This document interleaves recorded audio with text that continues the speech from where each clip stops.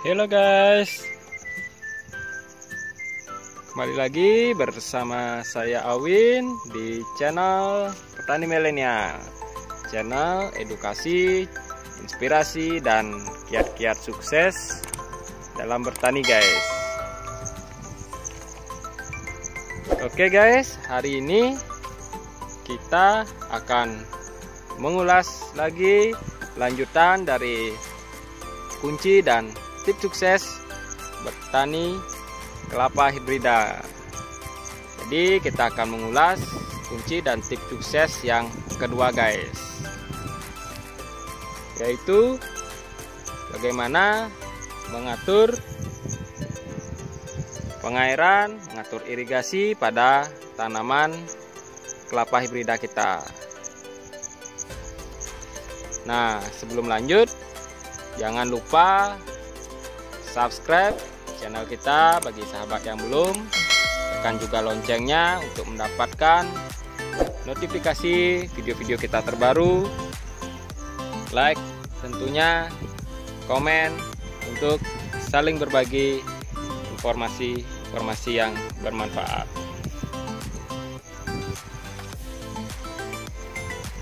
Nah guys, jadinya dalam bertani kelapa hibrida, salah satu faktor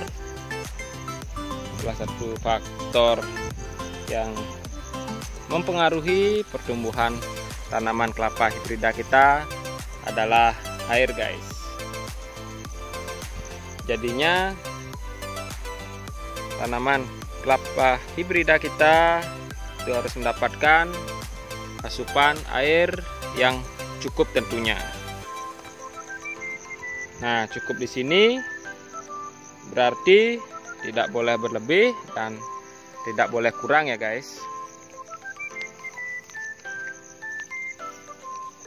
Nah, para sahabat semua, kita tentu sudah mengetahui bahwa fungsi air bagi tanaman, tentu juga untuk tanaman kelapa hibrida kita, yaitu yang pertama sebagai cairan tubuh dari tanaman kelapa kita. Sama halnya seperti tubuh kita ya guys. Jadinya perlu cukup air, karena hampir 70% dari tubuh kita itu terdiri dari air guys. Nah, yang kedua yaitu fungsi dari air ini, yaitu sebagai pelarut unsur hara. Jadinya unsur hara yang ada di tanah dilarutkan oleh air. Kemudian setelah larut, nah ini akar dari pohon kelapa yang akan menyerap dari unsur-unsur hara tersebut guys. Nah, ketika unsur hara makanan sudah diserap oleh kelapa melalui akar, maka makanan tersebut akan, nah ini dari akar makanan akan dibawa ke batang guys. Nah, melalui batang, nah, dia akan dibawa ke daun. Nah, sesampai di daun, jadinya air juga berperan penting sekali. Di daun akan dilakukan proses fotosintesis atau metabolisme dari tanaman kelapa ini, yang biasa kita kenal dengan memasak makanan guys. Jadinya makanan dimasak di daun dengan bantuan air. Nah, setelah selesai memasak makanan jadi, air juga berfungsi kembali. Jadinya makanan tersebut akan diedarkan kembali ke batang. Nah, ini dan juga ke pucuk daun yang baru guys, sehingga pucuk daun yang baru ini bisa tumbuh.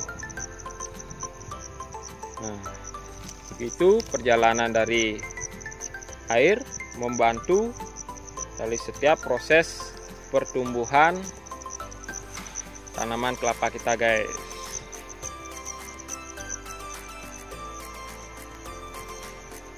Nah itu tadi bagaimana proses air itu sangat berperan penting sekali.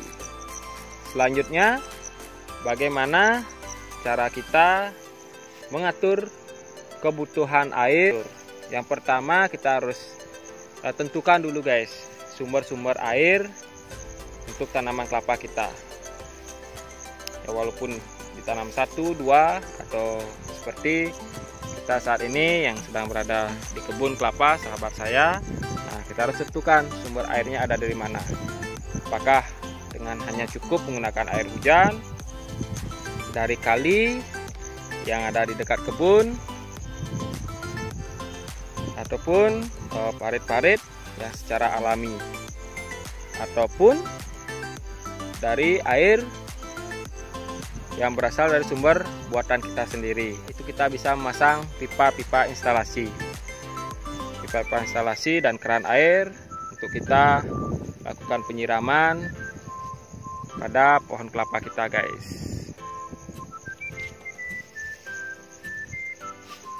Nah setelah kita tentukan sumbernya, baru kita bisa mengatur kebutuhan air, keperluan air untuk tanaman kelapa kita.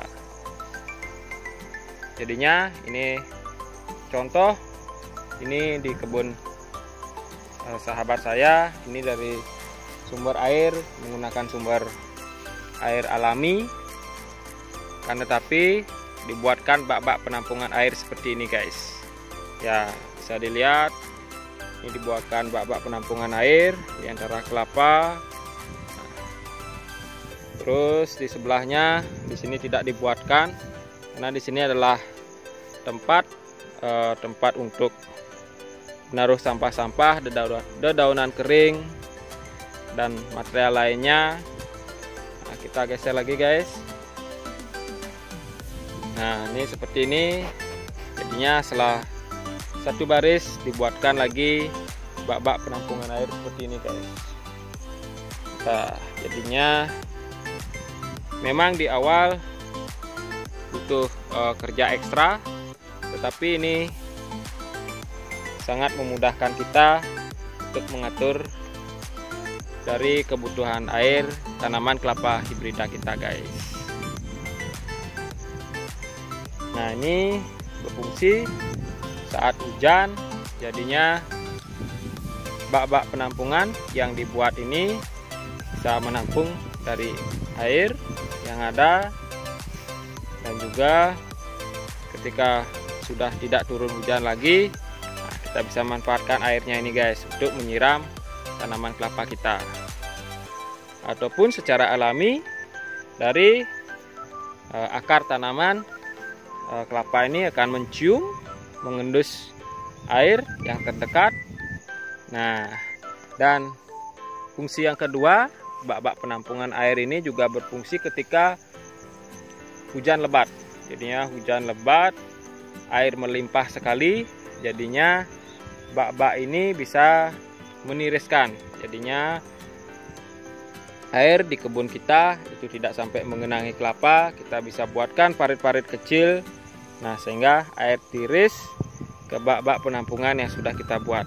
Dan kita tentunya mengkonekkan bak-bak ini, dan jika sudah sampai penuh kita pun tentukan dari jalur pembuangannya guys. Nah ini salah satu contoh yang sangat kreatif dalam mengatur pengairan, mengatur irigasi untuk tanaman kelapa hibrida kita guys.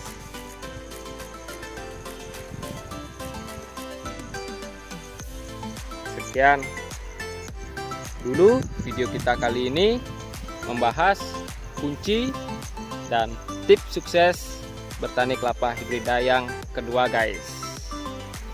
Jangan lupa ikuti terus video-video kita dengan mensubscribe channel Petani Milenial, like, komen, dan share tentunya.